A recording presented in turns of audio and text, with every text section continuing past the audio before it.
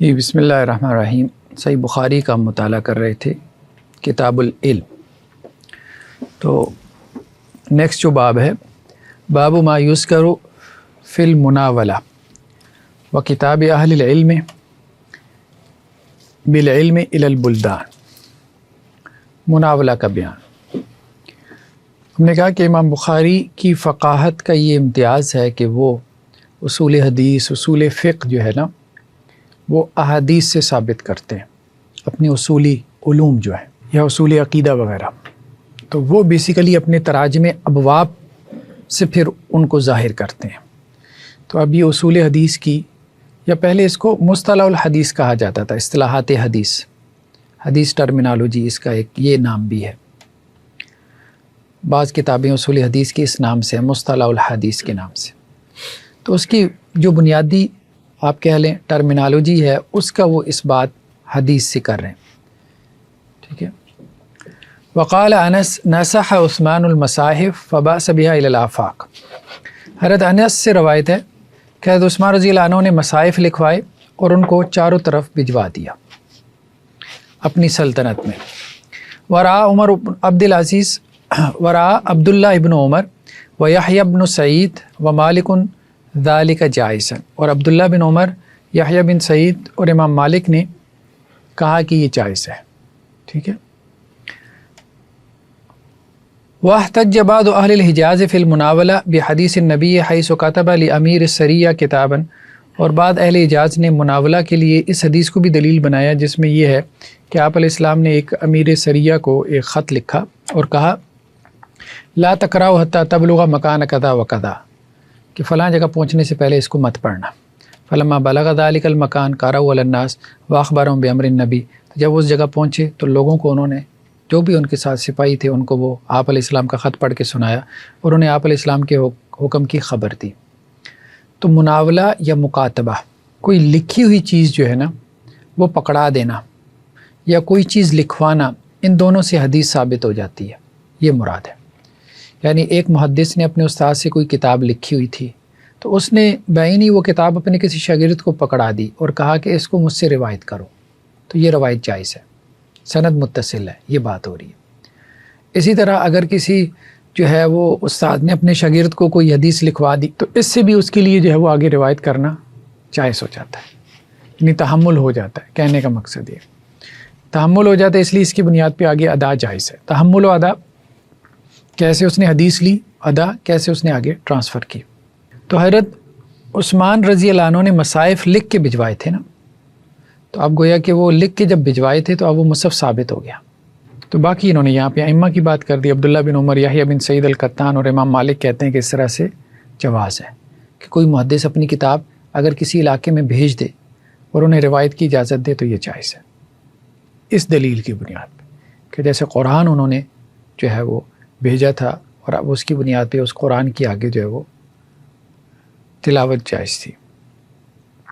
قرآن میں ترقی اور تلاوت کی اصطلاح چلتی ہے، حدیث میں تحمل و ادا کی، ٹھیک ہے۔ قرآن میں جب قاری لیتے ہیں تو اس کو تلقی کہتے ہیں کیونکہ وہ لفظ لے رہے، اور جب آگے لفظ ادا کرتے ہیں تو اس کو تلاوت کہتے ہیں، ٹھیک ہے۔ تو حدیث میں جب وہ لیتا ہے حدیث تو اس کو تحمل کہتے ہیں کیونکہ اس نے معنی اٹھانا ہے، اس لیے تحمل کا لفظ ہے، اور جب اس کو آگے پہنچاتے ہیں تو اس کو ادا کہتے ہیں۔ حضرت عبداللہ بن عباس سے ہے کہ اللہ کے نبی صلی اللہ علیہ وسلم نے اپنا جو خط تھا وہ اللہ کے نبی صلی اللہ علیہ وسلم نے ایک شخص کو دے کے اس کو بحرین کے حاکم کی طرف بھیجا۔ تو بحرین کا جو حاکم تھا اس نے آگے اس کو کسریٰ کی طرف بھیج دیا، تو جب کسریٰ نے اس کو پڑھا تو اس نے اس کو پھاڑ دیا۔ تو سعید ابن مسیب نے یہ بات کہی کہ آپ علیہ السلام نے اس کے خلاف بد دعا کی کہ اللہ عز و جل ان کے بھی ٹکڑے ٹکڑے کر دے، یعنی جنہوں نے آپ علیہ السلام کا خط پھاڑ دیا۔ تو اب یہاں سے کیا ثابت کر رہے ہیں کہ آپ علیہ السلام کا جو خط تھا نا، اس سے جو ہے وہ ایک میسج پہنچ رہا ہے، بات ثابت ہو رہی ہے، حجت قائم ہو رہی ہے۔ یہ بھی مسئلہ آ جاتا ہے نا، خبر واحد سے حجت قائم ہوتی ہے کہ نہیں، یہ اس مسئلے میں بھی یہ حدیث یا آپ علیہ السلام کے خطوط دلیل بنتے ہیں کہ خبر واحد سے حجت قائم ہوتی ہے، کیونکہ ایک ہی راوی کے ہے، ایک ہی صحابی کے ہے، پوری سلطنت کے اوپر حجت قائم ہو گئی۔ ایک راوی سے، ان کے ساتھ جنگ و جدال جائز ہو گیا کہ بھائی ایمان لے کے آؤ، ایمان لے آتے ہو تو فبیا، نہیں تو پھر تیار رہو. اور بعد میں ہوا، ٹھیک ہے، رومن سے ہوا یا پرشین سے ہوا، مسلمانوں کا جو جہاد تھا، قتال تھا. قتادہ حضرت انس بن مالک سے روایت کرتے ہیں کہ اللہ کے نبی صلی اللہ علیہ وسلم نے ایک خط لکھا یا لکھنے کا ارادہ کیا تو آپ سے کہا گیا کہ وہ جو دوسری قومیں ہیں نا وہ خط نہیں پڑھتے جب تک اس پہ مہر نہ لگی ہو. تو پھر آپ نے چاندی کی ایک مہر بنوائی جس کے اوپر لکھا ہوا تھا محمد رسول اللہ. اور حضرت انس کہتے ہیں گویا کہ میں آپ کے ہاتھ میں اس کی سفیدی دیکھ رہا ہوں، یعنی جہاں وہ آپ انگوٹھی پہنتے تھے تو وہاں ایک نشان سفید سا بن گیا تھا. تو میں نے قتادہ سے کہا کہ کس نے یہ بات کہی، نقش محمد رسول اللہ.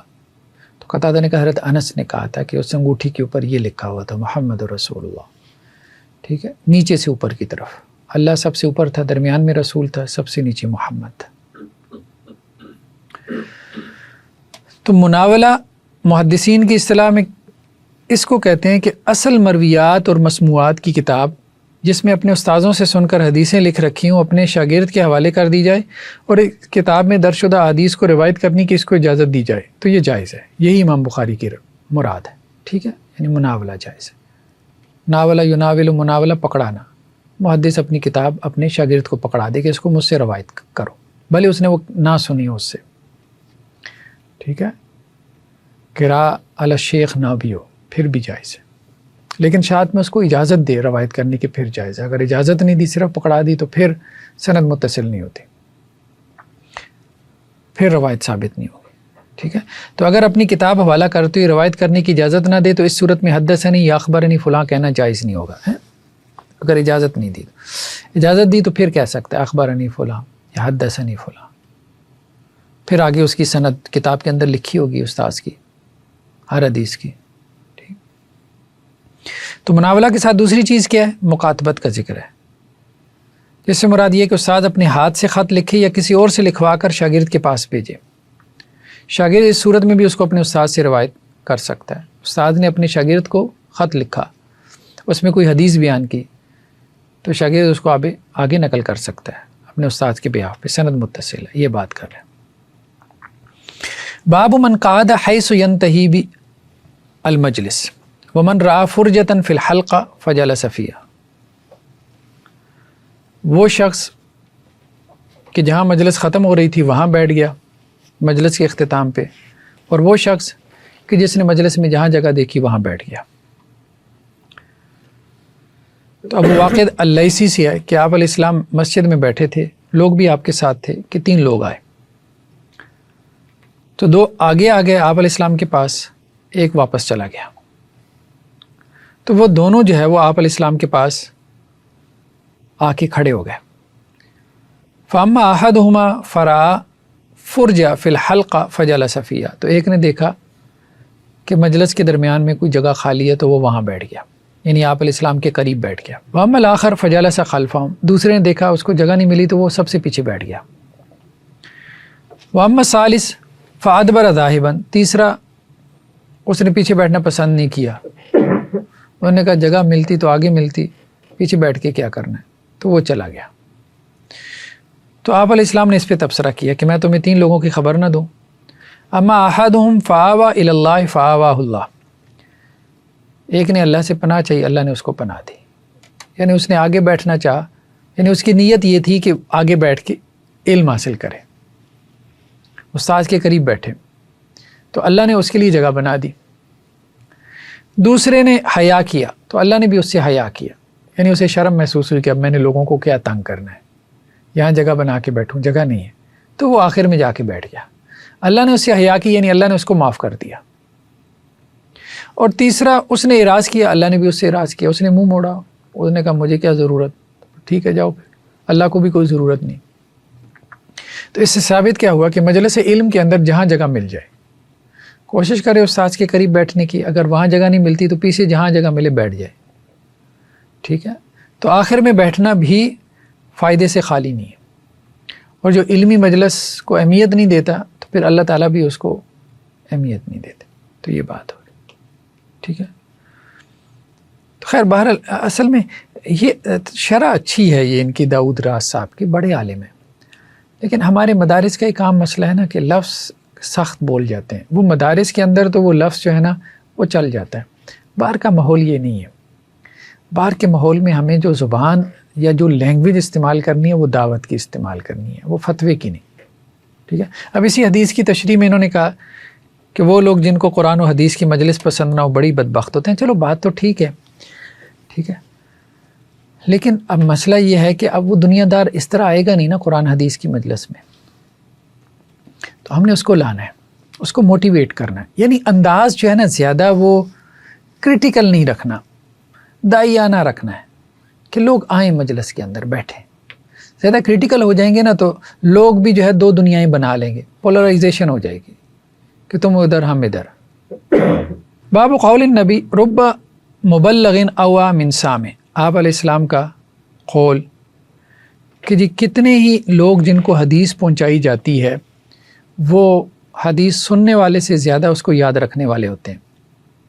یہ حدیث آگے پہنچاؤ، ہو سکتا ہے تم حدیث سے جو فائدہ نہیں حاصل کر سکے اگلا اس سے فائدہ حاصل کر پائے۔ شاگرد استاد سے بڑھ جاتا ہے، ہر علم کے اندر یہی ہوتا ہے، ہر فن میں یہی ہوتا ہے۔ تو جب شاگرد اپنے استاد سے بڑھ جاتا ہے تو پھر اس علم کے اندر وہ ایک نیا علم پیدا کرتا ہے، جسے کریشن آف نالج کہتے ہیں۔ ابو بکرہ سے روایت ہے، وہ یہ کہتے ہیں کہ اللہ کے نبی صلی اللہ علیہ وسلم جو ہے وہ اونٹ کے اوپر بیٹھے اور کسی شخص نے آپ کے اونٹ کی جو لگام ہے وہ تھامی ہوئی تھی، تو آپ نے پوچھا کون سا دن ہے، تو ہم خاموش رہے۔ ہم نے سوچا کہ اللہ کے نبی صلی اللہ علیہ وسلم خود ہی کوئی نام لیں گے اور شاید اس کے علاوہ نام لیں جو آج ہم سمجھ رہے ہیں کہ آج یہ دن ہے۔ تو آپ نے فرمایا کیا آج قربانی کا دن نہیں ہے؟ ہم نے کہا جی ہاں۔ پھر آپ نے پوچھا کون سا مہینہ ہے؟ تو ہم خاموش رہے۔ ہم نے کہا شاید اللہ کے رسول بتائیں کہ نہیں یہ والا مہینہ نہیں ہے، کوئی اور مہینہ ہے۔ تو آپ علیہ السلام نے فرمایا کیا ذوالحجہ کا مہینہ نہیں ہے؟ ہم نے کہا جی ہاں۔ تو آپ نے فرمایا تمہارے خون، تمہارے مال، تمہاری عزت تمہارے اوپر ایسے حرام ہے کہ جیسے تمہارا یہ دن، یہ شہر اور یہ تمہارا جو ہے وہ مہینہ، جس طرح ان تین چیزوں کی حرمت ہے۔ ایک تو شہر کی، مکہ شہر کی حرمت ہے، پھر مہینہ بھی حرمت والا ہے، پھر دن بھی، ٹھیک ہے، بہت بڑا دن ہے۔ تو جس طرح یہ تین حرمتیں جمع ہو گئی آج 10 ذوالحجہ کو، ٹھیک ہے، تو اسی طرح سے تمہارا خون، تمہارا مال اور تمہاری عزت یہ بھی حرام ہے، جس طرح سے یہ حرام ہے۔ کیونکہ مذہبی نفسیات میں یہ ہوتا ہے نا کہ مذہب میں جو چیزیں شاعر کے طور پہ معروف ہو جاتی ہیں ان کی حرمت تو وہ اچھے سے سمجھتے ہیں، یعنی ایک مسلمان کی چغلی غیبت کر لینا یہ تو انسان کو جیسے کوئی حرام کام محسوس ہی نہیں ہوگا، لیکن حالت احرام میں وہ جی ناخن کاٹ لیے، بتائیں جی کیا کیا کیا ہو گیا، کچھ ہو گیا تو نہیں، فلاں یہ وہ ہے، ٹھیک ہے، مچھر مر گیا حالت احرام میں، کو بتائیں کیا ہوا، کہ ویسے بندہ بھی مار دو تو ہاں ویسے بندہ بھی مار دیں گے تو نہیں پوچھیں گے، ٹھیک ہے۔ یہاں آراز کا مطلب عزت لیا گیا ہے، ہاں عزت، ٹھیک ہے۔ پھر آپ نے فرمایا لیبلغ الشاہد الغائب، جو موجود ہے وہ غائب کو پہنچائے۔ اب یہاں سے وہ غامدی صاحب کا رد ہوتا ہے نا، کہتے ہیں جی وہ حدیثیں یہ تو تاریخ ہے، تو تاریخ کو پہنچانے کا تو حکم نہیں دیا جاتا، تاریخ کا مطالعہ کیا جاتا ہے۔ تو اگر حدیث تاریخ ہے اور یہ حدیث کی کتابیں تاریخ کی کتابیں ہیں تو آپ علیہ السلام کیا کہہ رہے ہیں؟ لیبلغ الشاہد الغائب، جو موجود ہے وہ آگے کیا کرے؟ پہنچائے، ٹھیک ہے۔ تو چیزوں کو نا غامدی صاحب نے بہت گڑمٹ کر دیا ہے، مینوپولیٹ کر دیا ہے۔ اس میں کچھ غلطی تو ان کے استاذ کی ہے، اصلاحی صاحب کی۔ سب سے پہلے انہوں نے مینوپولیشن پیدا کی کہ سنت اور حدیث کا فرق کیا۔ سنت اور حدیث میں فرق ہے لیکن وہ نہیں جو انہوں نے سوچ لیا یا اپنی طرف سے بنا لیا، وہ نہیں۔ اصل میں جو مصدر شریعت ہے وہ سنت ہی ہے، یہ بات ٹھیک ہے۔ ہم کہتے ہیں کتاب و سنت، کتاب کیا چیز ہے؟ جو ما بین الدفتین ہے، دو گتوں کے درمیان ہے۔ سنت کیا ہے؟ 3 چیزیں، آپ علیہ السلام کا قول، فعل، تقریر، ایکشنز، آپ کی سائلنٹ اپروول اور آپ کی سٹیٹمنٹس، ٹھیک۔ اب یہ 3 چیزیں کہاں پر ہیں؟ جیسے قرآن کہاں پر ہے؟ ہم کہتے ہیں ما بین الدفتین، 2 گتوں کے مابین ہے، مصحف میں ہے، مصحف آپ کے گھر میں پڑا ہوا ہے۔ تو سنت کہاں پر ہے؟ سنت حدیث کی کتابوں میں، حدیث میں ہے۔ تو حدیث بیسیکلی بات کو کہتے ہیں، صحابی کی بات۔ صحابی کا قول ہے، یہ قول صحابی ہے حدیث، ٹھیک ہے. صحابی یہ بیان کرتا ہے کہ اللہ کے رسول نے یہ کہا، یہ کیا، یا آپ کے سامنے یہ ہوا، تو صحابی کے اس بیان کو ہم حدیث کہتے ہیں. تو سنت اور حدیث کا تعلق وہی ہے جو کہ ظرف اور مظروف کا، جو مکان اور مکین کا، ٹھیک ہے. کہ جیسے حدیث کیا مکان ہے اور اس کے اندر جو رہنے والا ہے وہ سنت ہے. حدیث کیا ہے؟ وہ ظرف ہے، اور اس کے اندر جو دودھ ہے کچھ بھی ہے وہ مظروف ہے. تو اصل چیز مظروف اور مکین ہے، ٹھیک ہے. جو برتن کے اندر ہے، جو مکان کے اندر ہے، اصل وہ ہے، سنت اصل ہے. لیکن وہ سنت دودھ، اب ظاہری بات ہے برتن کے بغیر تو نہیں ہے نا، ٹھیک ہے. میں نے قامتی صاحب شاید میں غلط ہوں یا صحیح ہے، وہ کہتے ہیں سنت جو ہے نا وہ پیچھے انبیاء سے جو چلا آ رہا ہے نا وہ سنت ہے، یہ سنت نہیں ہے. جب ہم سنت بولتے ہیں تو ہمارے ذہن میں کس کا تصور آتا ہے؟ ہمارا تو یہی ہے کہ نبی کریم صلی اللہ علیہ وسلم کے قول فعل. اور دیکھیں قول فعل کو بھی چھوڑیں، جب ہم یہ بات کہتے ہیں سنت تو ہماری کیا مراد ہوتی ہے؟ سنت رسول یہی ہوتی ہے نا. اب وہ رسول کون سا رسول؟ آدم، موسیٰ؟ ذہن میں کیا آتا ہے ایک عام انسان کے؟ بات ہی ختم ہو گئی. ایک لفظ بولا جا رہا ہے، لوگ اس کا معنی سمجھ رہے ہیں، پوری دنیا سمجھ رہی ہے. سنت کا لفظ جب بولا جاتا ہے، بھئی سنت کی پیروی کرو، جب یہ بات کہی جاتی ہے، ٹھیک ہے، تو اب اس میں لوگوں کو کیا بات سمجھ میں آتی ہے؟ ایک خطیب صاحب ممبر پہ کہتے ہیں بھئی سنت کو فالو کرو، تو ان کے ذہن میں کیا آتا ہے؟ موسیٰ علیہ السلام کی سنتیں ڈھونڈنی ہے، عیسیٰ علیہ السلام کی ڈھونڈنی ہے، حضرت ایوب کی ڈھونڈنی ہے، حضرت آدم کی ڈھونڈنی ہے، حضرت نوح کی ڈھونڈنی ہے، اپنے نبی کی ڈھونڈنی ہے. سیدھی سی بات ہے، جس نبی پہ وہ ایمان لے گئے ہیں، جس کا کلمہ پڑھا ہے، بات ختم ہو گئی. ایسی خواہ مخواہ کی مینوپولیشن کی ہوئی ہے. سنت سے مراد سنت رسول، اور رسول سے مراد رسول کریم صلی اللہ علیہ وسلم، اس میں کوئی ابہام ہے ہی نہیں، ٹھیک ہے. تو سنت اور حدیث میں فرق نہ ہونے کے برابر ہے، تقریباً مترادفات ہیں. ہاں اگر فرق کرنا ہے تو یہ ٹیکنیکل، یہ باریک سا فرق ہے. اور تاریخ تو لوگوں کی جو ہے وہ بایوگرافی ہے اور کچھ بھی نہیں ہے، ٹھیک ہے. سیریز آف ایونٹ ہے نا، یہ ہوا پھر یہ ہوا پھر یہ ہوا، بس اس کو آپ نے مرتب کر دیا، کمپائل کر دیا. اور آج کل ہمارے یہاں تاریخ بھی کہاں ہے؟ تاریخ بھی نہیں ہے، تاریخ نویسی ہے ہمارے یہاں، ہسٹری نہیں ہے. ہسٹری و تاریخ نویسی کا مطلب یہ ہے کہ وہ جو ہسٹورین ہے وہ اپنے ذہن سے اس ایونٹ کو سمجھ کے، اس واقعے کو سمجھ کے، اس حادثے یا انسیڈنٹ کو سمجھ کے جو بیان کرتا ہے، تو بیسیکلی اس کی سمجھ بھی اس کے اندر شامل ہوتی ہے. اس کو تاریخ نویسی کہتے ہیں. ایک ہے مجرد محض خبر کو بیان کر دینا. تو تاریخ دنیا میں کہاں ایسی مطلب سمجھ ہے ہی نہیں کسی چیز کی، اور آپ بولی جاؤ بھائی تاریخ دنیا میں ہے کہاں؟ بھائی جو تاریخ ہوتی ہے وہ تو بیسیکلی مورخ کا فہم ہے کہ اس نے تاریخ کو کیسے سمجھا. مجرد اخبار کہاں نقل ہوتی ہے مجھے بتائیں؟ آج کل کے زمانے میں بھی مجرد خبر تو نقل نہیں ہوتی، ٹھیک ہے. اخبار والا، جو اخبار کا اداریہ لکھنے والا ہے، جو اخبار کا اونر ہے، ان کے اپنے سیاسی نظریات ہیں، ٹھیک ہے. جب وہ لیڈ نکالتے ہیں، جب وہ ہیڈنگ نکالتے ہیں، وہ اس کے اندر جھلکتے ہیں. ایک ہی خبر ARY والے، جیو نیوز والے ایک طرح سے نہیں دیں گے، CNN اور الجزیرہ ایک طرح سے نہیں دے گا. تو تاریخ نویسی کہاں سے ہو سکتی ہے؟ یہ تاریخ کو دیکھنے کا ایک زاویہ ہوتا ہے لوگوں کا، جس کو وہ نقل کر دیتے ہیں، ٹھیک. تو تاریخ نہیں ہے یہ، بیسیکلی یہ تاریخ نویسی ہے، ہسٹری نہیں ہے. تو لیبلغ الشاہد الغائب، جو موجود ہے وہ کیا کرے؟ اس کو پہنچا دے جو موجود نہیں ہے. تو گویا یہ اب جو احکامات تھے، یہ احکامات قرآن کی آیات تو نہیں ہے جو آپ نے کہا کہ آگے پہنچانی ضروری ہیں. ضروری کا ہے یہ آپ علیہ السلام کی احادیث ہیں، آپ کی سنن ہیں جن کو پہنچانا آگے ضروری ہے. صحابہ نے ان کو آگے پہنچایا، اور پھر کہا کہ کیوں پہنچاؤ؟ فإن الشاہد عسیٰ ان یبلغ من هو اوعى له من، کیونکہ جو سننے والا ہے، ٹھیک ہے، ہو سکتا ہے وہ کسی ایسے کو پہنچائے جو اس کو زیادہ محفوظ رکھنے والا ہو. آپ علیہ السلام چاہتے تھے کہ ان کی حفاظت ہو. اللہ کے رسول صلی اللہ علیہ وسلم نے پرواہ نہیں کی کوئی محفوظ کرتا ہے نہیں کرتا. عجیب بات ہے، اللہ کے رسول نے پرواہ نہیں کی. اتنی واضح حدیثیں اڑا دیتے ہیں. کوئی سوجھ بوجھ ہی نہیں ہے. ٹھیک ہے. تو علیہ السلام نے باقاعدہ محفوظ رکھنے کا حکم دیا، بلکہ کہا کہ تمہیں لگتا ہے کہ تم محفوظ نہیں کر پاؤ گے تو اس کو پہنچاؤ جس کے بارے میں تمہارا گمان ہے کہ وہ اس کو محفوظ کر پائے گا، کیونکہ یہ دین ہے اور دین کو محفوظ کرنے کا حکم دیا جاتا ہے. ٹھیک ہے.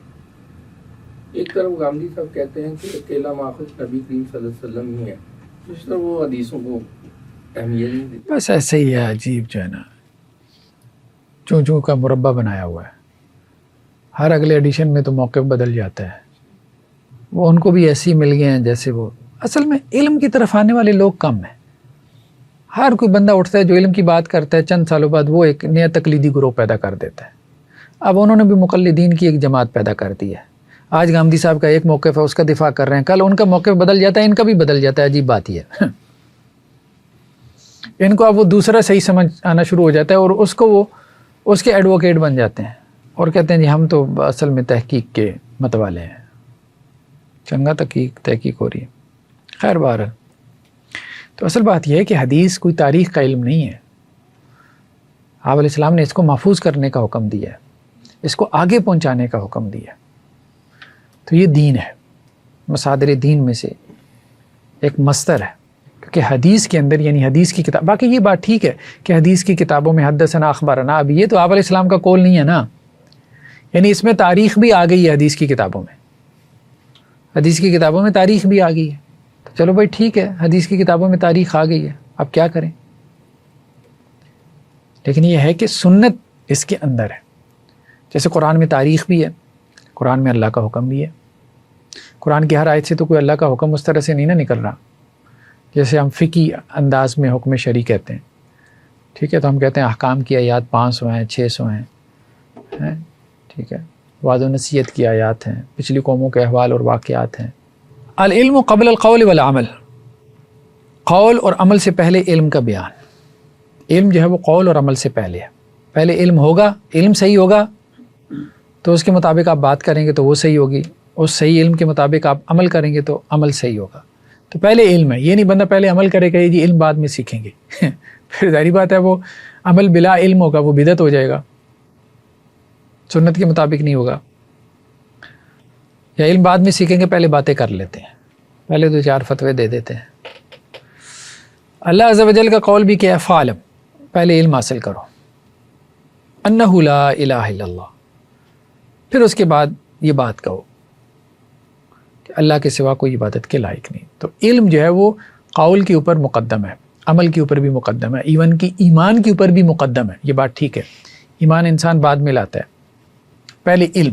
لیکن علم سے مراد یہاں پہ فلسفیانہ علم نہیں ہے، عقلی علوم نہیں ہے، سائنس کا علم نہیں ہے.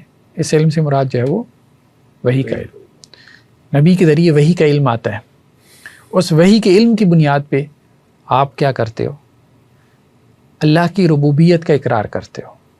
باقی یہ بات درست ہے کہ اللہ کی ربوبیت خود انسان کے فطرت میں بھی موجود ہے، ہر انسان کی فطرت میں اللہ نے رکھی ہے. تو اس کی فطری عقل اس تک پہنچی ہوتی ہے، جیسے حضرت ابوبکر صدیق رضی اللہ عنہ کی فطری عقل پہنچی ہوئی تھی.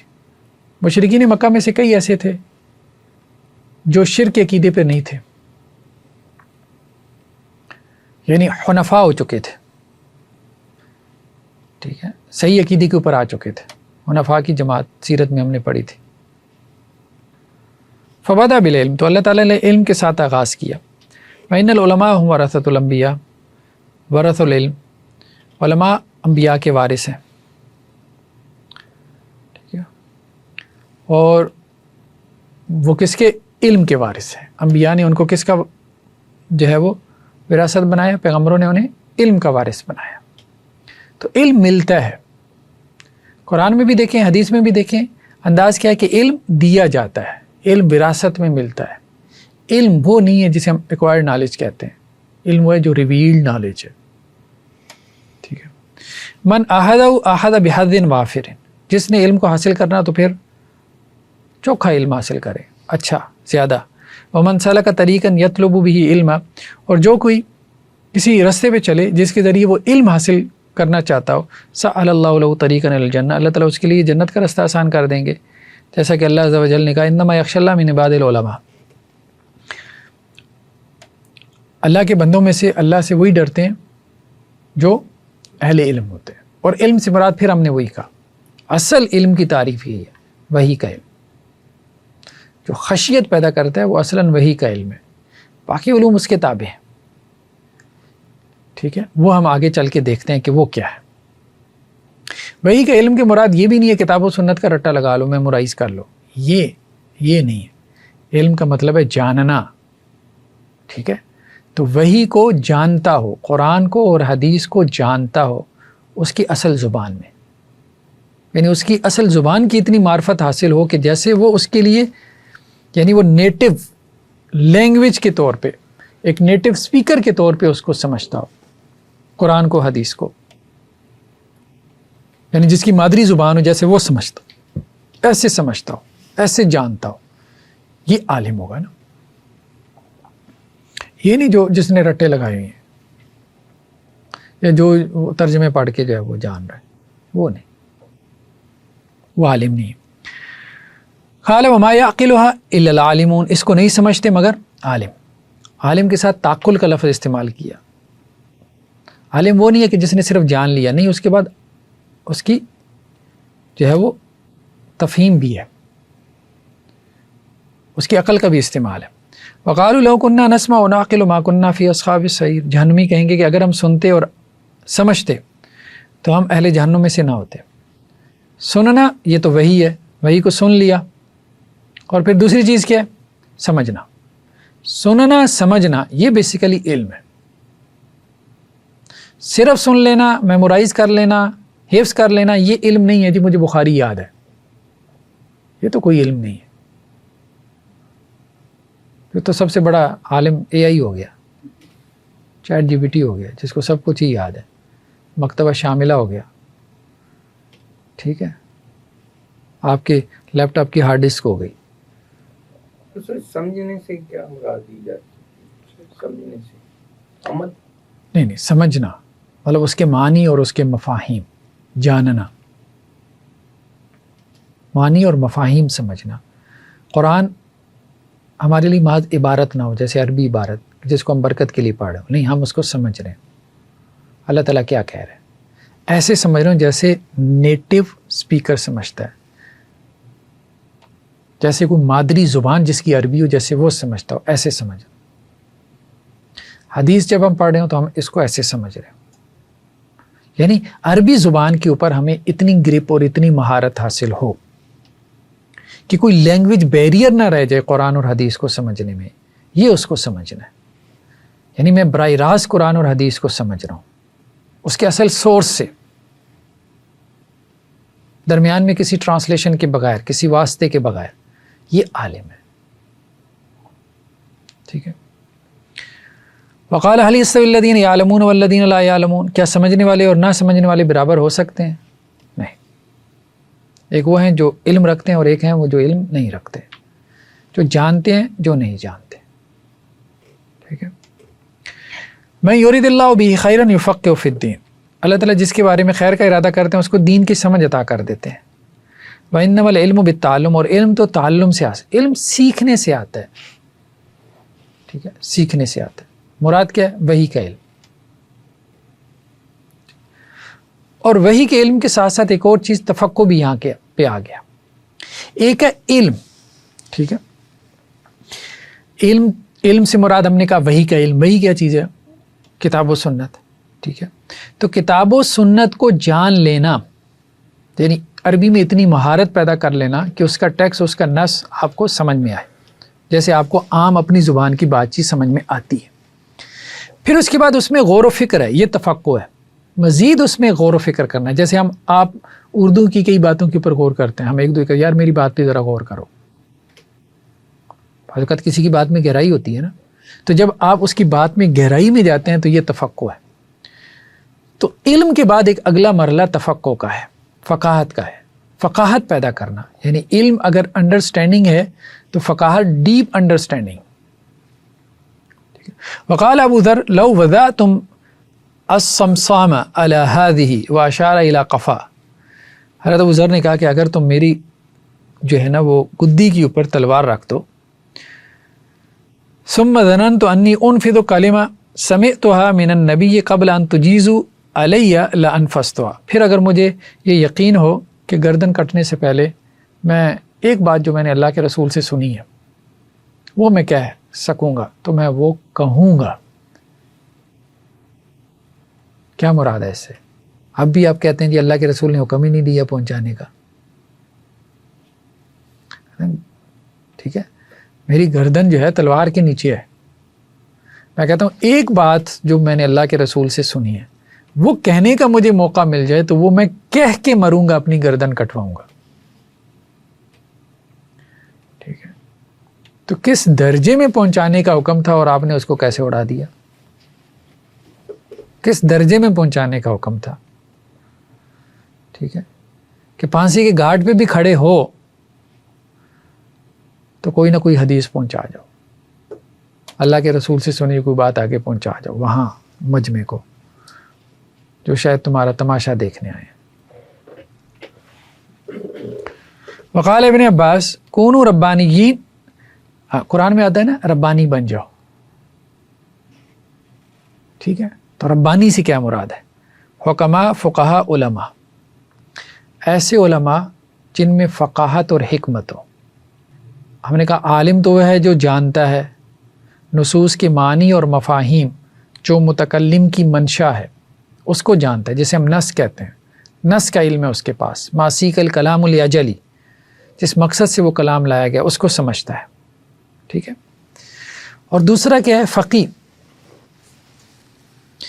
جو گہری سوجھ بوجھ رکھتا ہے، اس کے اندر سے نقطہ رسی کرتا ہے اس کلام سے، ایسے نقطے نکال کے لاتا ہے جس تک عام ذہن نہیں پہنچ پاتا.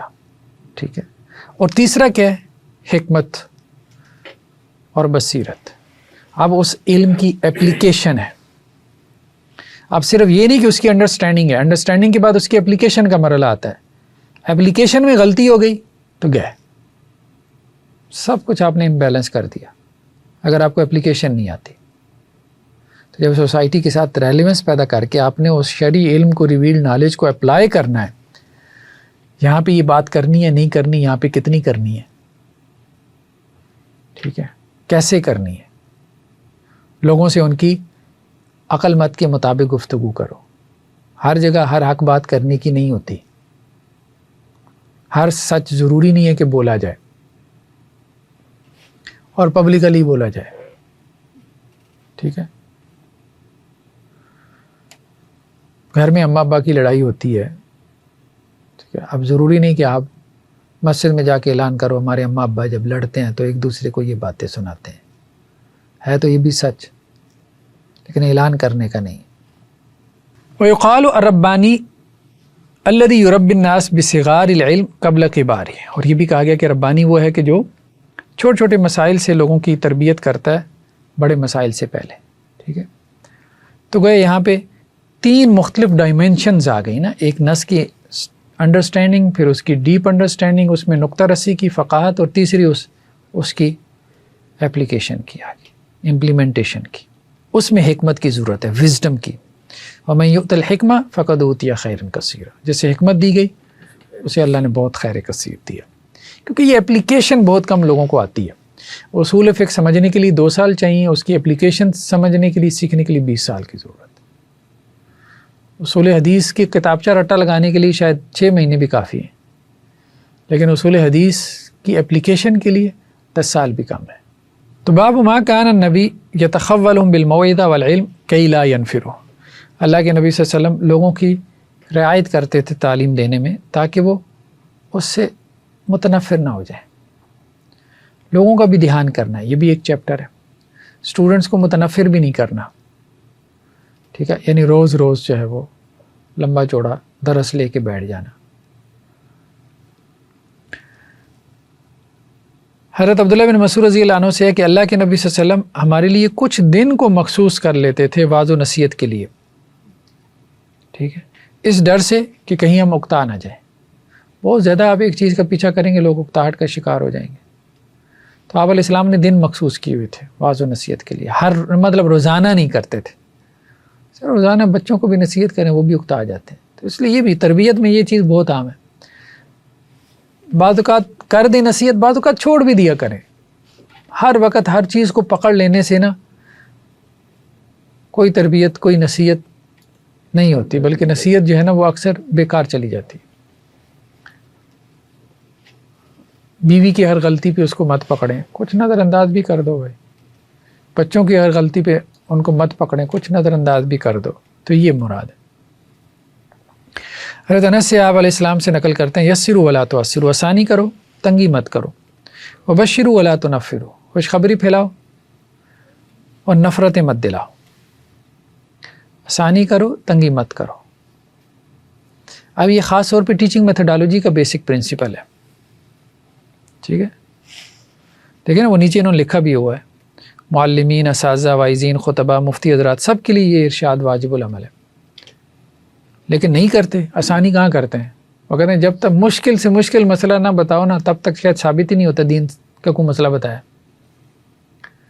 ٹھیک ہے، تو اس لیے وہ ایک کتابچہ ہم نے لکھا تھا آسان دین کے نام سے.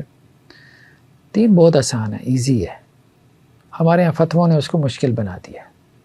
یسروا، آسانی کرو، ولا تعسروا. تو یہ علماء کو کہا گیا، خطباء کو، مفتی حضرات کو کہا گیا. تو بھائی کس چیز کی آسانی؟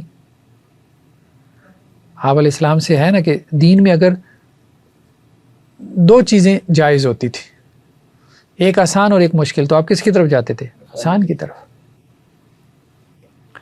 تو آسانی کرو تنگی مت کرو اور لوگوں کو خوشخبری دو، نفرت مت پھیلاؤ.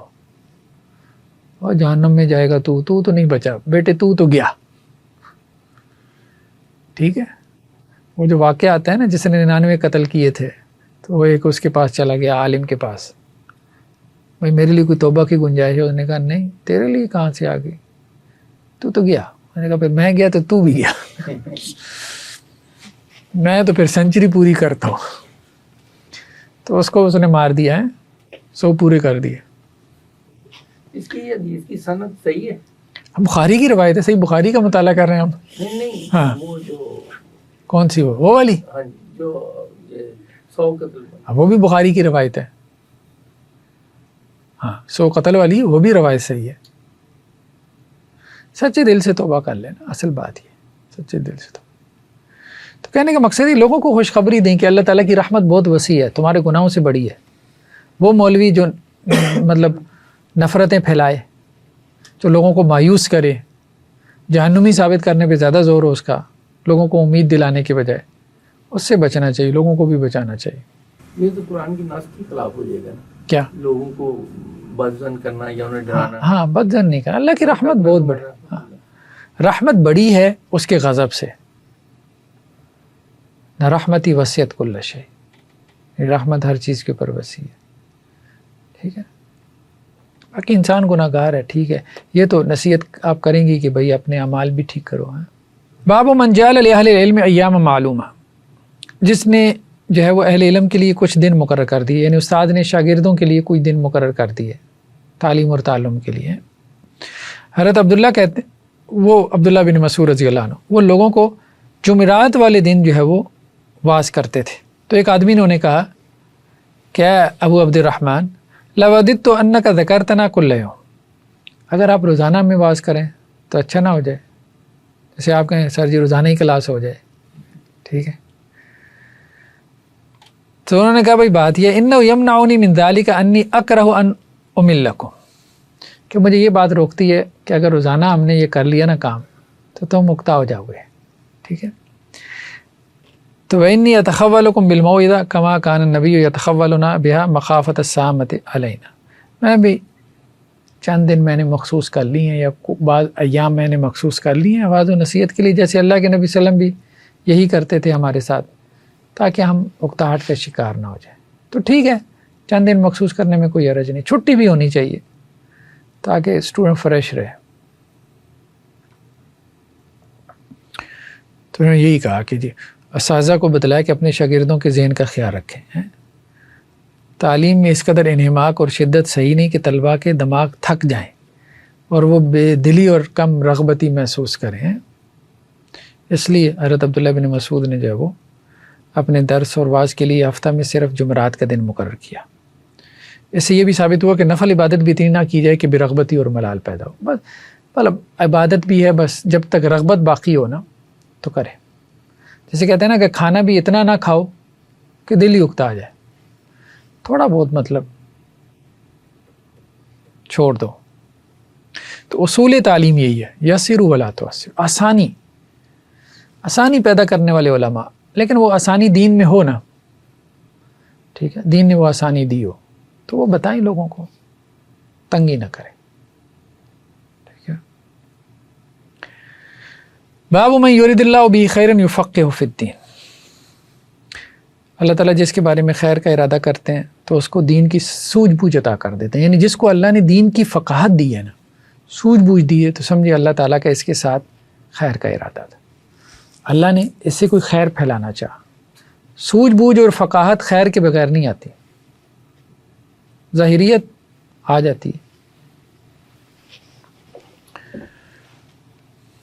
تو حضرت معاویہ رضی اللہ عنہ نے خطبہ دیتے ہوئے کہا کہ میں نے آپ علیہ السلام سے سنا جس کے بارے میں اللہ تعالیٰ خیر کا ارادہ کرتے ہیں اللہ تعالیٰ اس کو دین کی سمجھ دے دیتے ہیں. اور آپ علیہ السلام نے کیا کہا؟ وَإِنَّمَا أَنَا قَاسِمٌ وَاللَّهُ يُؤْتِي. میں تو تقسیم کرنے والا ہوں، عطا کرنے والا اللہ ہے. یہاں مراد کیا ہے؟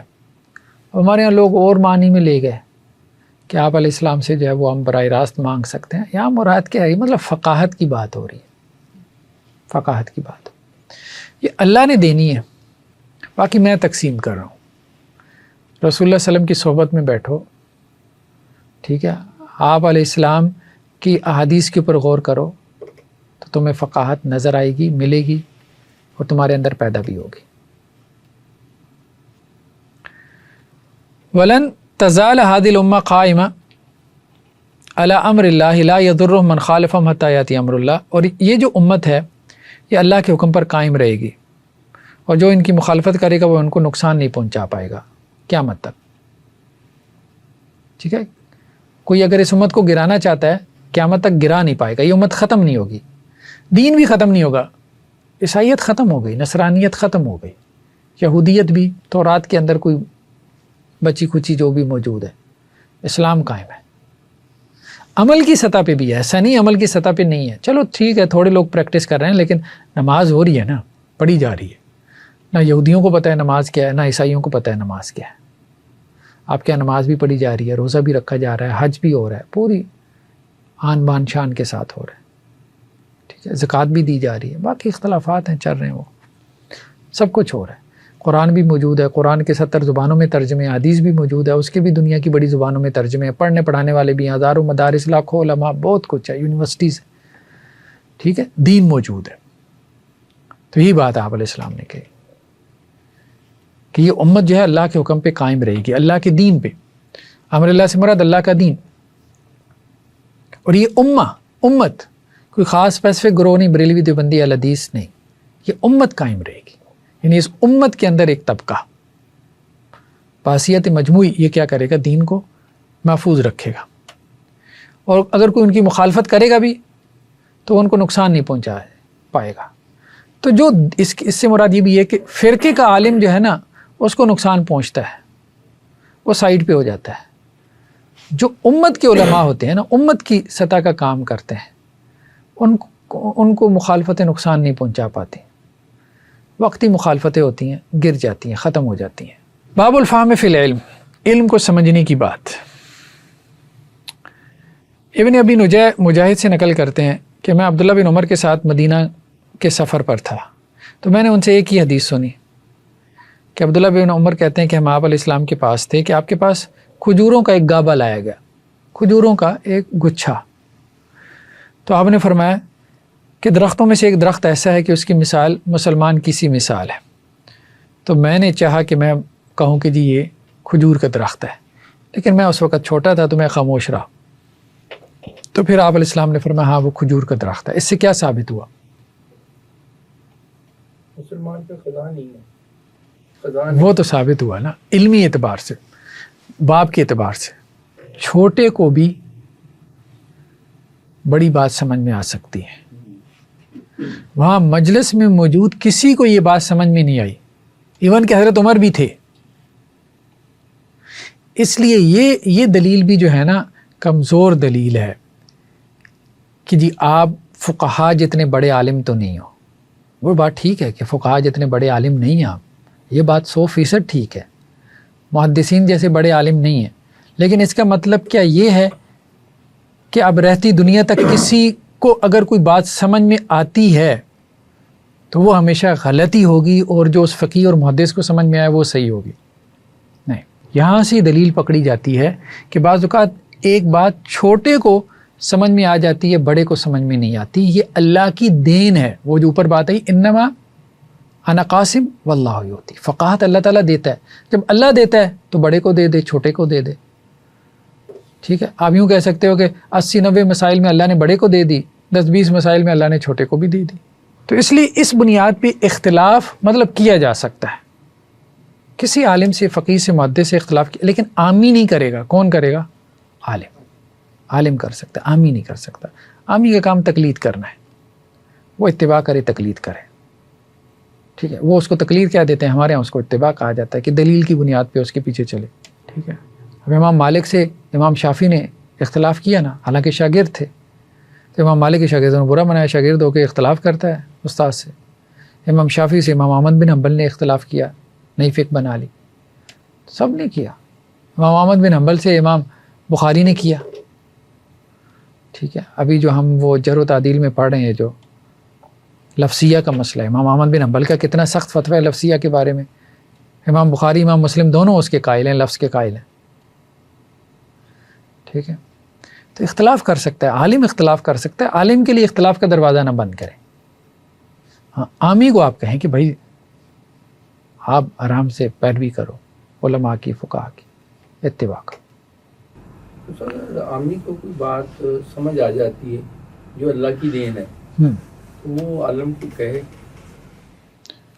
ہاں کہہ سکتا ہے، بالکل کہہ سکتا ہے، اگر بات اتنی واضح ہے، بات اگر اتنی، دلائل سے ہی وہ بات کرے گا، ہاں، تو عالم یہ کہتا ہے تجھے نہیں پتا چل گیا، یہ ایسی کہتا ہے۔ نہیں دیکھیں، اگر دلیل اتنی واضح ہے، نص اگر اتنی واضح ہے، نص اتنی واضح ہے تو پھر اس کو کہنا چاہیے۔ ایک بات تو یہ کہ مسئلہ اجماعی نہ ہو، اگر مسئلہ اجماعی ہے نا، یعنی وہ ریڈ لائن کیا ہے، وہ اجماع ہے۔ اگر مسئلہ اجماعی ہے تو پھر عالم بھی اختلاف نہیں کر سکتا، عامی کو بھی نہیں کرنا چاہیے، ٹھیک ہے۔ اگر ایک مسئلہ اجماعی نہیں ہے، جسے ہم کہتے ہیں مختلف فی ہے، پہلی اختلاف ہے اس میں، اب ایک عالم جو ہے نا یہ پوزیشن لے لے کہ میری ہی جو انٹرپریٹیشن ہے یا میری جو انڈرسٹینڈنگ ہے اس پہ چلو، بھائی کیوں؟ آپ ہی کی کیوں؟ دوسرے کی کیوں نہیں؟ ٹھیک ہے، پھر 4 ہی کیوں؟ 14 کیوں نہیں؟ ہونا عالم چاہیے، یہ بات ٹھیک ہے۔ تو مجھے نسخہ ڈاکٹر سے لکھوانا ہے، لیکن صرف ڈاکٹر ہاسپٹل کے نہیں، وہ جناح ہاسپٹل کے بھی ہو سکتے ہیں، وہ جنرل ہاسپٹل کے بھی ہو سکتے ہیں، ڈاکٹر ہونا چاہیے، یہ بات ٹھیک ہے۔ تو اب انہوں نے بھی یہاں پہ جو ہے نا مولانا داؤد راز علیہ الرحمہ نے آخر میں کہا ہے اس کی وضاحت میں کہ اس جماعت حقہ سے مراد جماعت اہل حدیث ہے، جس نے تقلید جامع سے ہٹ کر صرف کتاب و سنت کا اپنا مدار عمل۔ دیکھیں اب یہ چیز جو ہے نا ہر ایک اپنی طرف کھینچتا ہے، بریلوی، دیوبندی، اہل حدیث۔ اللہ کے نبی صلی اللہ علیہ وسلم نے امت کے الفاظ استعمال کیے، یہ امت، بریلوی، دیوبندی، اہل حدیث، سب طبقات کے اندر ایسے علماء ہو سکتے ہیں، ٹھیک ہے، جو حق کے اوپر قائم ہو، ٹھیک ہے، جو اعتدال کی روش اختیار کریں،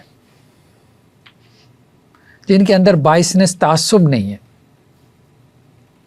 ہم نے کہا نا کہ اس کی پہچان کیا ہوگی، آپ علیہ السلام نے امت کا لفظ استعمال کیا، یہ بات کہی ہے نا، وَلَن تَزَالَ هَٰذِهِ الْأُمَّةُ، تو وہ علماء جو امت کے علماء ہو، یعنی امت ان کو عالم مانے، امت، فرقہ نہیں۔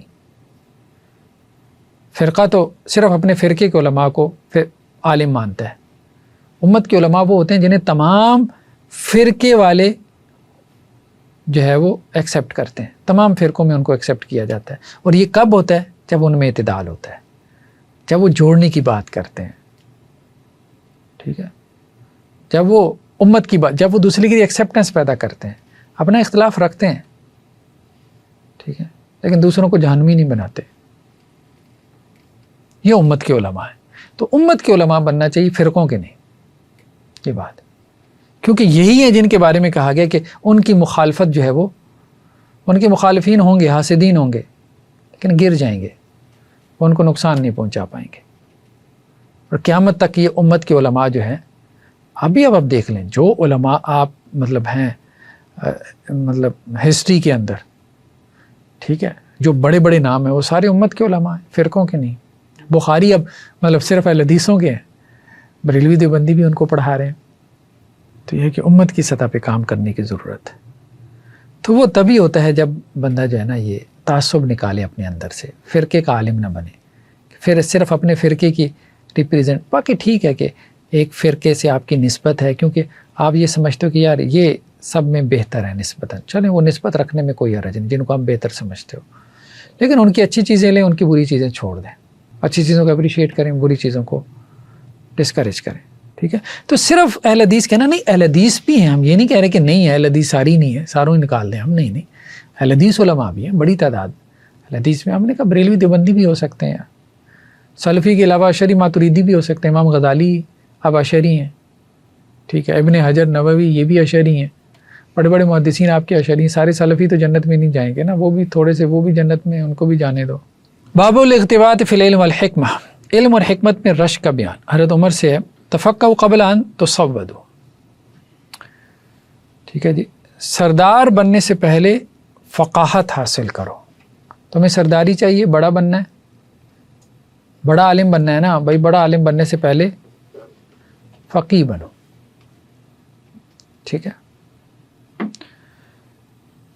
تو وقال ابو عبداللہ، تو امام بخاری نے کیا کہا، بعد ان تصود، بھائی پہلے نہیں، سردار بننے کے بعد بھی فقیہ بنو. یہ فقاہت بہت ضروری ہے. امام بخاری نے اس کے اوپر اب حضرت عمر رضی اللہ عنہ کے قول کے اوپر اضافہ کیا نا. وقد تعلم اصحاب النبی بعد کبر السن، تو اللہ کے نبی صلی اللہ علیہ وسلم جو ہے نا ان کے جو صحابہ تھے انہوں نے اپنی بڑی عمر کو پہنچنے کے بعد بھی علم حاصل کیا. یعنی جب وہ سردار تھے اس کے بعد بھی انہوں نے علم حاصل کیا نا. سرداران قریش جو آئے تھے جنہوں نے اسلام قبول کیا. ٹھیک ہے، تو یہ الفاظ جو ہے نا وقال ابو عبداللہ بعد، یہ بخاری میں عام نسخوں میں نہیں ہے. اچھا یہ میں نے دیکھا ہے ان کا یہ جو نسخہ ہے نا اس میں یہ اضافی نسخوں کے الفاظ لے کر آتے ہیں. یہ جو داؤد راز صاحب کا نسخہ جو مرکزی جمعیت اہل حدیث ہند نے پبلش کیا، عام طور پہ ہمارے ہاں بھی یہ اتنا تحقیقی نسخہ نہیں پبلش کرتے. یعنی بخاری کے سارے نسخوں کو سامنے رکھ کے کچھ نسخوں میں جو اضافے ہیں تو وہ اضافے لائے جائیں، لوگ یہ نہیں کرتے. اگرچہ یہ اس طرف اشارہ نہیں کرتے کہ یہ اضافہ ہے، لوگ شک میں پڑ جائیں گے، لیکن آپ کوئی اور نسخہ اٹھا کے دیکھیں گے نا، ایون کہ 4 عربی نسخے بھی اٹھا کے دیکھیں معروف، ان میں بھی یہ الفاظ نہیں ملیں گے.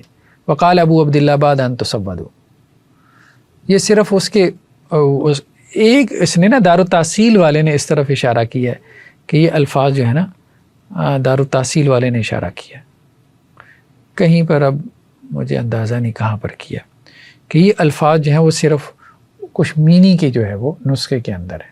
غالباً اس نے یہ بات کہی، واللہ عالم اب اس نسخے کا نام لیا یا کسی اور نسخے کا.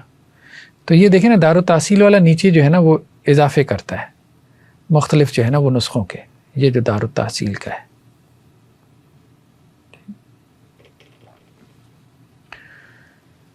اچھا جی، تو یہ کیا باب تھا اس میں؟ اب باب اگر نکال لینا، اقتباس والا ہے. ٹھیک ہے، ہاں یہ ہے نا، صرف اتنی بات ہی ہے، تفقہوا قبل ان تصودوا. آگے امام بخاری کا قول نہیں ہے، تو 5 نمبر میں کیا لگایا کہ یونینیا جو ہے نا نسخہ، اس کے علاوہ ہمارے یہاں یونینیا چلتا ہے. ہمارے یہاں بخاری کا جو نسخہ ہے یونینیا چلتا ہے ہر جگہ بر صغیر پاک و ہند میں. تو وہ کہتے ہیں اس کے علاوہ جو نسخے ہیں نا اس میں یہ الفاظ بھی ہیں کہ امام بخاری نے کیا کہا، وبعد ان تصودوا، سرداری حاصل کرنے کے بعد بھی علم حاصل کرو، فقاہت حاصل کرو. کیونکہ اللہ کے نبی صلی اللہ علیہ وسلم کے صحابہ نے بڑی عمر میں بھی علم حاصل کیا، ایڈلٹ ایجوکیشن، جیسے اب آپ ماشاءاللہ بیٹھے ہیں. ٹھیک ہے، تو یہ بھی ثابت ہو گیا حدیث سے کہ اس عمر میں علم حاصل کرنا. ٹھیک ہے، اپنے نسخوں کا بتانا تھا، یہ جو بخاری سے روایات ہیں. دیکھیں یہ جو نسخے ہیں نا امام بخاری کے، خیر اس پہ ہم نے علیحدہ بھی ایپیسوڈ کی ہے. صحیح بخاری سے جو روایت کی ہے نا جن لوگوں نے، ان کے شاگردوں میں سے، ویسے تو 90,000 لوگوں نے فربری کہتے ہیں کہ سنی بخاری، امام بخاری سے 90,000 لوگوں نے سنی، لیکن ساری میدان میں تھوڑے رہ جاتے ہیں، چند ایک ہی رہ جاتے ہیں. ٹھیک ہے، پڑھنے والے تو بہت ہوتے ہیں لیکن بعد میں رہ کم ہی جاتے ہیں. جیسے مدارس سے 100 طلبہ نکلتے ہیں تو کتنے باقی رہ جاتے ہیں. تو بخاری سے فربری کا نسخہ سب سے زیادہ معروف ہوا. بخاری سے فربری نے لکھا، نصفی نے لکھا، نصفی نے لکھا، بزدوی نے لکھا، محاملی نے لکھا. یہ نسخے معروف ہوئے. ٹھیک ہے. اب اس کے بعد چلیں، یہ تو پہلی لڑی ہے نا جنہوں نے براہ راست بخاری سے بخاری لکھی. امام بخاری کا اپنا نسخہ بھی تھا. ٹھیک ہے. اب نہ بخاری کا نسخہ ہمارے پاس، نہ ان 5 میں سے کسی کا ہے. ٹھیک ہے. اس کے بعد جو ہے فربری سے آگے، اب میں اس طرف نہیں جا رہا، ان 4 سے آگے کس نے لکھا جو زیادہ معروف ہوا اس کی بات ہم کریں. فربری، کیونکہ ابھی فربری سے سارا کچھ پبلش ہو رہا ہے. فربری کا جو نسخہ تھا اس کو آگے ابن سکن نے لکھا، مروزی نے لکھا، مستملی نے لکھا، حمویی نے لکھا، کشمینی نے لکھا. یہ نیچے آ رہا ہوتا ہے نا، کشمینی کی روایت میں یہ ہے، حمویی کی، مستملی کی روایت میں یہ ہے، ابن سکن یا مروزی کی روایت میں یہ ہے. ٹھیک ہے. تو فربری سے بہت ساروں نے لکھا، لیکن یہ 5 معروف ہو گئے. آپ یوں کہیں، اس کا مطلب یہ نہیں کہ ان 5 نے لکھا. ٹھیک ہے. تو ان 5 کی روایت معروف ہوئی. پھر آگے اب آپ آئیں، مثال کے طور پہ فربری سے مستملی نے لکھا، مستملی سے ہروی نے لکھا تھا.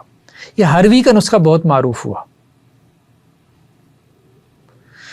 اچھا، ان نہ مستملی کا نسخہ موجود ہے، نہ حمویی کا، نہ کشمینی کا، نہ مروزی کا. سیکنڈ لائن میں بھی کوئی نسخہ ہمارے پاس نہیں ہے. تھرڈ لائن آ جاتی ہے پھر. ٹھیک ہے. تھرڈ لائن میں کیا ہے؟ مستملی سے ہروی نے لکھا، حمویی سے بھی ہروی نے لکھا. ہروی نے دونوں سے لیا، مستملی سے، حمویی سے. پھر حمویی سے داؤدی نے لکھا، پھر کشمینی سے بھی ہروی نے لکھا. اس لیے ہروی جو ہے نا وہ بڑھ گیا. مطلب اس نے پھر کیا کام کیا کہ اس نے مختلف نسخوں جو ماہرین تھے نا ان کے پاس جا کے ان سے وہ لکھے، یعنی تقابل کیا اس نے. ٹھیک ہے. تو کشمینی سے حفصی نے بھی لکھا کریمہ. یہ کریمہ ایک خاتون تھی. اس کا بھی نسخہ بہت معروف ہوا بخاری کا. ٹھیک ہے. بڑی عمر کی تھی، اس سے بڑے لوگوں نے استفادہ کیا.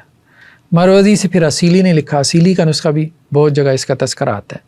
تو اب دیکھیں، بخاری سے فربری سے مستملی، حمویی اور کشمینی یہ معروف ہوئے. ان تینوں سے پھر آگے ایک نسخہ چلا ابو ذر ہروی کا تھرڈ لائن میں. تھرڈ لائن کا بھی کوئی نسخہ ہمارے پاس نہیں ہے. ٹھیک ہے. اب ہم آتے ہیں ہاں ٹھیک ہے. اب ہم آتے ہیں ابو ذر ہروی. یہ ہروی وہی ہے منازل السائرین والے؟ ٹھیک ہے.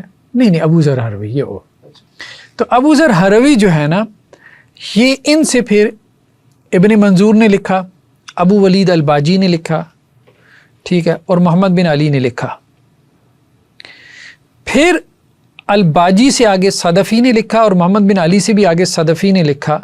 صدفی سے آگے ابن سوادہ نے لکھا. یہ نسخہ ہمارے پاس ہے پرانا قدیم ترین، ابن سوادہ کا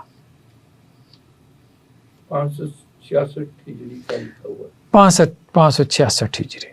یہ اوریجنل مل جاتا ہے نیٹ کے اوپر پڑا ہوا، پورے میرے پاس بھی ہے، پورے کا پورا ہے. ٹھیک ہے. یہ ترکی میں پڑا ہوا ہے. آج کل بہت ساری لائبریریز نے ایسا کیا ہے کہ ان کو جو ہے نا وہ اپنا اچھی اسکیننگ کے ساتھ اپلوڈ کیا ہوا ہے نسخوں کو. تو اس کے کتنے والیوم ہیں؟ اس کے 4 والیوم ہیں. ہاں 4 والیوم ہیں. تو ابن سوادہ کا جو نسخہ ہے نا یہ بیسیکلی کافی معروف ہوا. ایک یہ، اور دوسرا یونینیا کا، ہمارے یہاں یونینیا کا چلتا ہے. یہ ہے 566 قدیم ترین نسخہ مکمل. اچھا، اوپر والے جو ہے نا یہ جزوی ہیں، کہیں کوئی کتاب و صلاح مل گئی کسی کی، آپ بات سمجھ رہے ہیں، لیکن ہم مکمل نسخے کی بات کر رہے ہیں. مکمل نسخہ. ٹھیک ہے. تو وہ ابن سوادہ کا ہے، جو صدفی نے آگے الباجی سے اور محمد بن علی سے ہروی کی. ٹھیک ہے. یہ تھرڈ لائن تھی نا، ففتھ کہہ لیں یا سکس لائن کے اندر ہمارے پاس موجود ہے. ٹھیک ہے.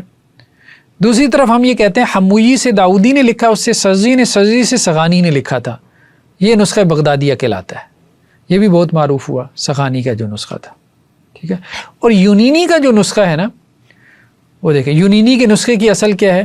اصیلی، ہروی، ابن عساکر، سمانی، یہ سارے نسخے یونینی نے سامنے رکھ کے، یعنی اس وقت یہ نسخے موجود تھے. یونینی اصل میں مڈل ایجز میں ہے نا. یہ پہلی صف کے لوگ ہیں. ہاں یہ جو ہے نا یہ اوپر کے لوگ ہیں نا، اصیلی، ابو ذر ہروی، ابن عساکر، سمانی. ٹھیک ہے. اور سجزی، فراوی، حفصی، داؤدی، حموی، کشمینی.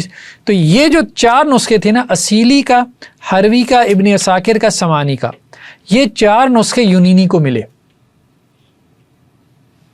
لیکن اب دیکھیں نا، ابن عساکر کا جو نسخہ تھا یہ آگے کہاں سے آ رہا تھا؟ یہ آگے اس کی سند ہے نا. ابن عساکر نے فراوی سے لکھا، اس نے حفصی سے، اس نے کشمینی سے. ٹھیک ہے. سمانی کا نسخہ کہاں سے آ رہا تھا؟ سجزی سے، داؤدی سے، حموی سے. ابو ذر حروی کا نسخہ تو وہاں ہم نے دیکھ لیا. اصیلی کا نسخہ مروزی سے آ رہا تھا. ٹھیک ہے. تو یونینی نے 4 ان نسخوں کو سامنے رکھ کے جو ہے وہ اپنی بخاری ترتیب دی تھی. یہ یونینی کا نسخہ موجود ہے، جو نسخے ان کے مصادر میں تھے وہ نہیں ہیں. ٹھیک ہے. تو اس یونینی کے نسخے سے ہمارے ہاں عام طور پہ یہ بخاری پبلش ہوتی ہے. ٹھیک ہے. پھر یونینی سے آگے غزولی نے، ابن الیاس نے، مکی نے، تمکروتی نے لکھا. آج کل جو طبع چلتے ہیں نا 4 ہیں. طبع سلطانیہ، ٹھیک ہے، امیریہ، دا کے طور النجا، مکتبہ طبریہ، دار التحصیل. ٹھیک ہے. طبع سلطانیہ مطلب یہ جو عثمانی سلطنت کے تحت جو بخاری پبلش ہوتی رہی. ٹھیک ہے. تو یہ اس کے جو ہے وہ نسخے ہیں. دار التحصیل کا سب سے زیادہ محقق ہے. یہ ہم جو دیکھ رہے تھے نا ابھی، یہ بیسیکلی دار التحصیل ہے. یہ جو ہم دیکھ رہے ہیں یہ دار التحصیل کا ہے. اس میں اب آپ دیکھیں نا، یہ کیا کرتے ہیں، یہاں انہوں نے حاشیہ لگایا. حاشیہ لگانے کے بعد کیا کہا؟ من غیر یونینیہ، یونینیہ کے علاوہ جو ہیں. اب یونینیہ کے علاوہ جیسے وہ ابن سعدہ کا آ گیا ہمارے پاس. ٹھیک ہے. اس میں یہ الفاظ ہیں. ٹھیک ہے. یہ اب دیکھیں، ابن عساکر و ابو الوقت، ابو الوقت سجزی اس کا نسخہ ہے اور ابن عساکر کا نسخہ ہے. اس میں فقالہ کے الفاظ ہیں. ٹھیک ہے. 3 پہ یہاں کالا ہے نا، تو وہاں پہ کیا ہے؟ فقالہ ہے. تو مطلب تھوڑا سا بھی جو فرق ہوتا ہے نا، تو وہ ان کو نیچے نسخوں میں بیان کرتے ہیں. ٹھیک ہے. اب مثال کے طور پہ آگے کسی روایت میں، ہاں یہاں پہ جیسے 6 نمبر پہ اب کیا ہے؟ 6 نمبر پہ ہے کہ حدثنی ہے. تو یہ کہتے ہیں اصیلی اور ابن عساکر کے نسخے میں کیا ہے؟ حدثنا ہے. چھوٹے چھوٹے فرق ہوتے ہیں عام طور پہ، یعنی معنی میں کوئی خاص فرق نہیں پڑتا. ٹھیک ہے. لیکن یہ ہے کہ الفاظ کا فرق ہوتا ہے. ٹھیک ہے. تو یہ دیکھیں نا نیچے، مطلب ہر صفحے کے اوپر آپ کو کچھ نہ کچھ اختلافات ملتے ہیں، نسخوں کے اختلافات. ٹھیک ہے. اب جیسے یہ 8 نمبر ہے نا، 8 نمبر میں کیا ہے؟ یہاں پر یہ ہے نا، سمعت النبی صلی اللہ علیہ وسلم. یہاں اس نسخے میں کیا ہے؟ تو نیچے کیا کہتے ہیں؟ ابو ذر کے نسخے میں کیا ہے؟ سمعت رسول. یہ بہت زیادہ فرق ہیں نسخوں کے، بہت زیادہ ہے. یہ چھوٹے چھوٹے فرق تو بہت زیادہ، ہر صفحے کے اوپر ہے.